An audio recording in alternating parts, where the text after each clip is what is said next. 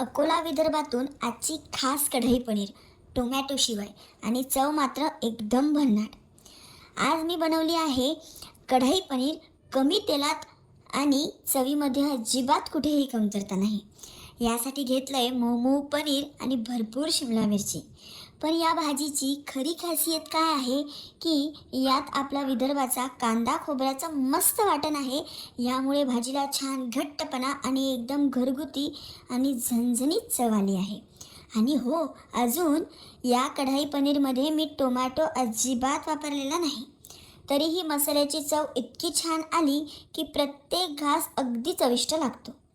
पनीर आणि शिमला मिरची मसाल्यात छान मुरल्यामुळे चव आणखीनच खुलली.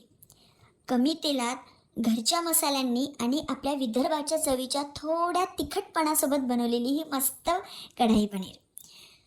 तुम्ही नेमकं कढाई पनीर कोणत्या पद्धतीने बनवता हे नक्की मला सांगा.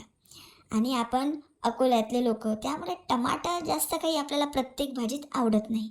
त्यामुळे टमाट्याशिवाय छान ही कढाई पनीर बनते. तुम्ही सुद्धा अशीच बनवता का? ते सुद्धा मला कमेंट्स करा.